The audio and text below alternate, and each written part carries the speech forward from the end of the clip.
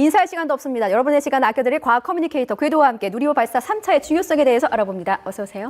안녕하세요. 안 틀렸다. 와, 잘하시는데요? 제가 이거 아침 예. 커피 내기가 걸려 있어가지고 오독 안 하려고 혼신의 힘을 다해서 궤도님의 트레이드 마크 인사로 이번에도 문을 열어봤습니다. 거의 밤새고 오셨다면서요? 뭐 이런 시기죠. 달려야 됩니다. 물 들어올 누리호도 굉장히 달리고 있으니까 예. 저 달려야죠. 물 들어올 때 노젓는. 네, 이제 좀 홍수가 났어요. 알겠습니다. 지금 바쁘신 이유가 계속해서 뉴스를 전해드리고 있습니다만 오늘 오후에 누리호 3차 발사가 예정이 돼 있거든요. 뭐 네. 1분 1초가 다 중요하겠습니다만 지금부터 이제 발사까지 남은 일정 어떻게 되는지 정리 한번 해주세요.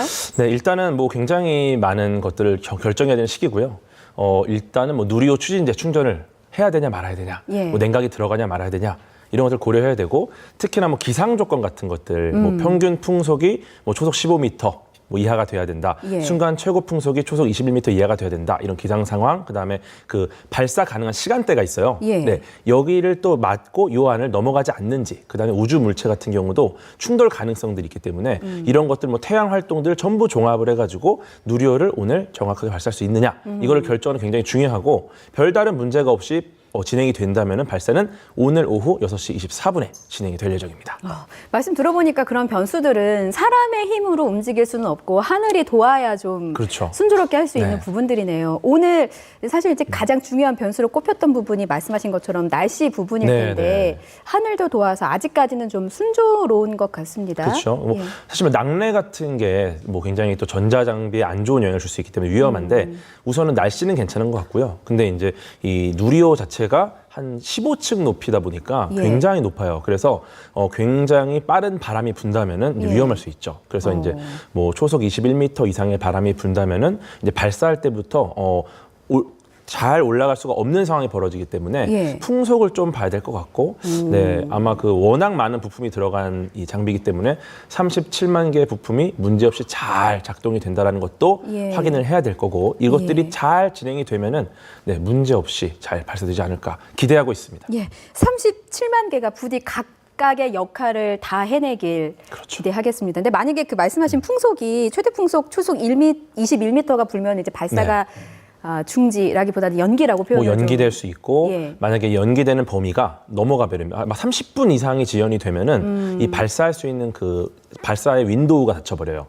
네, 그렇기 때문에 아마 다른 날짜로 옮겨야 되지 않을까 하는 생각도 있고. 네. 그렇군요. 자, 일단 발사 시각이 지금으로서는 예정이 돼 있는 게 오늘 오후 6시 24분입니다. 네, 맞습니다. 그런데 1차 때와 2차 때를 좀 생각을 해보면 1차 때 발사는 오후 5시 정도였고 2차 때 발사는 오후 4시였습니다. 네. 지금 한 2차 때에 비해서 2시간 24분 정도가 네. 늦춰졌어요. 왜 이 시간대에 결정한 또 이유가 있다고 하죠? 네, 일단은 그 목표 고도가 달라졌어요. 네, 1차, 2차보다 낮아졌고요. 또 낮아진 만큼 뭐 일단은 요 안에서 우리가 올라갔을 때 예. 예를 들어 우리 비행기 탈 때 타자마자 기내식이 나와야지 먹고서 활발하게 에너지가 나오잖아요. 먹고 에너지 먹고 자는 거 아닌가요? 먹고 근데 좀 잘래도 에너지 들어가니까. 네, 근데 탔는데 기내식이 바로 안 나온다? 이러면 힘들어요. 그렇죠. 네, 근데 이번에 탔는데. 이번에 이제 누리호 3차 발사 안에 들어가 있는 이 그 탑재체 장비 중에 예. 그 SAR라는 장비가 있습니다. SAR. 네, 이게 이제 합성 개구 레이더라는 장비인데 이 친구가 밥을 굉장히 많이 먹는 친구입니다.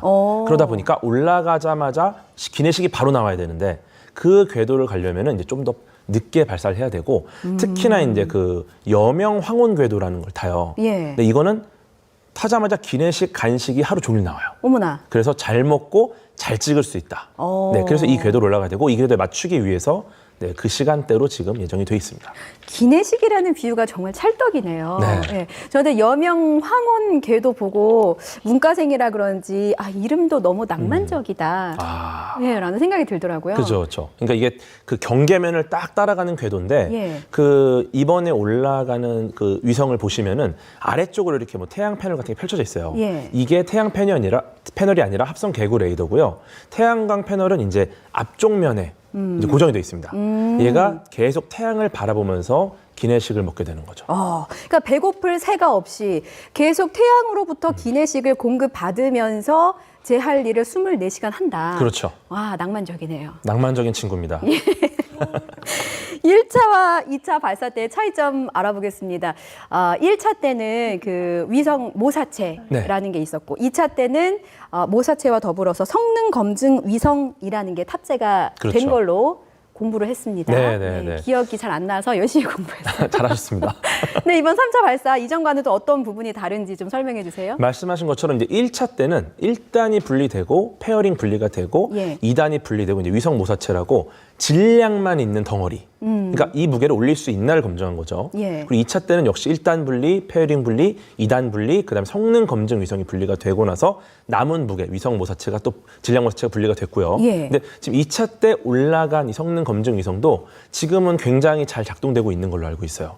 즉 성능 검증을 충분히 잘 하고 있는 상황인 거고 올라간 위성 자체도 성능 검증이 됐다. 네. 근데 3차 때는 이제 실제 인공 위성이 탑재가 됩니다. 네, 이거는 실제 인공위성이라 하니까 무슨 말인지 알 수 있는데 사실상 첫 실전이라 볼 수 있다. 네, 그 전은 모의고사고 이번이 본고사다. 그렇죠. 그 전은 이게 잘 되나? 근데 이번에는 정말 쓰는 친구가 올라가는 거예요. 우리가 실용 위성이라고 하면은 실제 우리가 직접 실생활에서 사용을 하거나 산업에서 사용하는 위성을 말하는데 이런 실용 위성이 탑재가 된 겁니다. 그래서 어떻게 보면 일반적인 발사체 역할을 하는 최초의 지금 발사인 거죠. 역할을 하는 위성을 올리는 최초의 발사. 너무나 중요하네요. 사실 이제 밖에서 그냥 보기에는 1차 잘 됐고 2차 잘 됐으니까 그냥 3차도 잘 쏘겠지라고 생각할 수 있는데 사실은 3차가 굉장히 중요한 의미를 갖고 있다. 맞아요. 네, 또 새로운 시도인 거고 또 많은 것들이 바뀌었습니다. 이런 부분들을 잘 해낼 수 있어야 됩니다. 그렇군요. 지금 3차가 중요한 게 그 실용급 인공위성이 처음으로 탑재됐다는 아주 큰 의미가 있다고 하셨는데 그럼 얘는 우주에서 어떤 일을 하게 됩니까? 이제 일단은 아까 말씀드린 그 밥을 많이 먹는 친구 합성 개구 레이더가 이제 한 해상도 한 5m급으로 이제 촬영을 해요. 이게 또 굉장히 좋은 또 영상물을 줄 거고요. 그다음에 뭐 이 우주 환경의 변화를 이제 측정하는 것들을 또 할 예정이고요. 특히나 이제 우리나라가 직접 우리나라의 여러 가지 인프라로 개발한 그 장비 4종 세트가 있어요. 뭐 열제어 장치라든지 이런 것들이 우주에서 제대로 작동하는지를 이제 검증하는 역할을 하게 되겠고요. 이 주 탑재 위성이 이제 이 차세대 소형 위성 2호가 되는 거고 그 외에도 이제 7기의 큐브 위성이 올라갑니다. 굉장히 귀여운 친구들이 올라가는데 여기에 이제 부탑재 위성 7기인데 뭐 도요셋이라는 4기의 도요새와 세를라이트를 결합한 도요새 같이 편대히 비행하는 4기의 귀여운 친구들. 그다음에 뭐 저스텍, 루미르, 카이로스페이스에서 만든 큐브 위성들이 탑재가 돼서 역할을 수행하게 됩니다. 각각의 역할이 다 다른 거죠? 다 다르죠. 네, 일단은 뭐 그 도요새 같은 경우는 우주 환경을 보는 거예요. 태양 활동을 분석하고 뭐 시간적, 공간적인 어떤 변화를 측정하려고 올라가서 편대 비행을 하는 거고요. 뭐 저스텍 같은 경우는 이제 광학 카메라를 이제 한번 성능을 검증해 보려고 해요. 그래서 이것도 이제 뭐 분해능 한 4m 정도, 해상도 4m 정도로 보고 있는데 네, 꽤 좋은 장비가 잘 작동하는지. 또 카이로스페이스 같은 경우는 그 다 쓰고 난 위성이 어떻게 보면 우주 쓰레기가 되잖아요. 이 우주 쓰레기를 경감하는 기술을 실증합니다. 그래서 다 쓰고 나면 이제 궤도를 벗어나서 다시 대기권으로 들어갈 수 있느냐. 루미르 같은 경우는 또 이제 우주 방사능을 검출하는 역할을 하게 되겠고요. 어렵네요. 어려운 역할인데 너무 어려우면 그냥 훌륭한 일을 하는 친구들이 8기나 올라간다. 한 개도 아니고 8기나. 다 중요한 친구들이다. 다 중요합니다. 다 의미가 있습니다. 모든 것에는 다 의미가 있어요. 이제 앞서 궤도님께서 설명해 주실 때 그 이제 누리호 안에 SAR이라고 부르는 국내 기술로 개발된 아이입니다. 높은 해상도의 고성능 영상 레이더가 이제 탑재가 되는데 얘가 하는 일이 또 그렇게 기가 막히다면서요. 이 친구가 정말 많은 일을 할 거고 특히나 일단은 그 레이더다 보니까 야간에도 그 촬영이 가능하고요. 근데 눈으로 보면 야간에는 잘 안 보이죠. 잘 안 보이죠. 근데 야간에도 가능하고 악천 후에도 비가 오나 눈이 비가 와나 눈이 오나 촬영이 가능합니다. 그리고 이제 그것뿐만 아니라 이제 전체 지형을 다 보기 때문에 예. 뭐 해양 쪽이든 산림 쪽이든 여러 가지 중요한 것들을 다 이렇게 관찰하면서 이제 우리가 필요한 굉장히 많은 데이터들을 얻을 수가 있어요. 이걸 통해서 어떻게 이제 뭐 대중이나 사회에 도움이 되는 어떤 그 어플리케이션을 쓸 수 있을지는 앞으로 두고 봐야 되겠죠. 여러 곳을 두루두루 다 볼 수 있으니까 환경에도 영향을 미칠 수 있고 어떤 국방 분야에도 활용을 할 수 있고 그렇죠. 예, 나아가서 이제 경제적으로도 이득을 또 얻을 수 아마도 그렇죠. 나중에 뭐 판매를 할 수 있는 사진이 될 수도 있을 거고 데이터 처리를 한 이후에 네. 예. 해상도가 그렇게 좋다는데 뭐 예를 들면은 저 멀리 운동장에서 네. 카메라를 딱 비쳤을 때 제 모공이 보이는 수준 뭐 그런 정도일까요? 이게 비유하기는 좀 어려운데 예. 모공이 좀 크실 수도 있으니까. 네.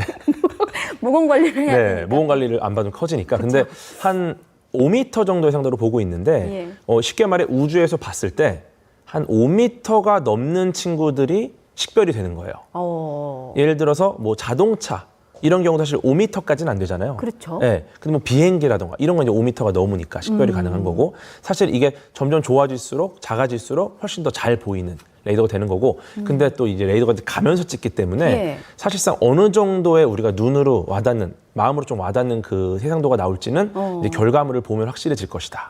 네. 그거 보고서 또 해석하려면 궤도님 또 모셔야 되겠네요. 그럼요. 예, 네. 또 와주시길 또 당부드리면서 아까 그 탑재된 큐브 위성들 귀여운 아이라고 표현을 해주셨는데 여덟 개가 다 중요하다고 말씀을 해주셨거든요. 그런데 이제 8개가 각자의 역할을 훌륭하게 해내려면 누리호에서 잘 나가야 되잖아요. 맞아요. 근데 이게 이제 그 실용 위성부터 시작해서 20초 간격으로 나간다고 하는데 이게 아주 중요한 기술이라고. 이거 우리나라가 처음으로 도전하는 겁니까? 굉장히 어려운 기술입니다.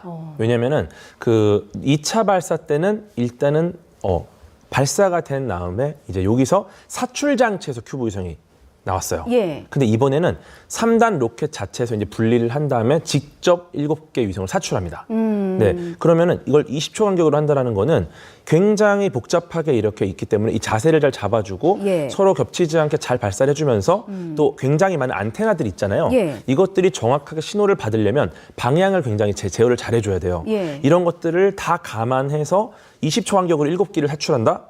이거는 사실 굉장한 도전이기도 하고 굉장히 정밀한 이 운영이 필요합니다. 그래서 어떻게 보면 또 새로운 도전이 아닐까라고 생각을 하고 있고요. 비교를 해보면 지난 2차 발사에서도 큐브 위성이 이제 사출이 되긴 했는데 예를 들어서 이제 산타 할아버지가 산타 바구니 메고 가방 메고 거기서 8개를 꺼내주는 게 이제 2차였다면 이번 3차에서는 바구니 없이 직접 산타 할아버지가 이렇게 선물을 네. 꺼내주는 개념. 그렇죠. 2차 때는 산타 할아버지가 4개의 선물을 뒤로 뿌리면서 갔어요. 네, 천천히. 이틀 간격으로. 네, 천천히 뿌렸죠. 예. 네, 근데 이제 3차에서는 8개를 뿌려야 되는데 20초마다 뿌리는 거예요. 그러니까 조금만 잘못 뿌려도 선물들이 파손될 수 있겠죠. 그렇죠. 네, 이런 부분들을 정밀하게 해줘야 되고 특히나 선물 받을 친구들이 모여 있어요.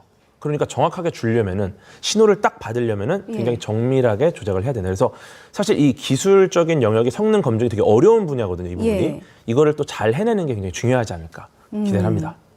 그러면 3차 발사가 제대로 성공이 됐다 아니면 아직은 미완이다라는 판단은 언제쯤 내릴 수 있는 거예요?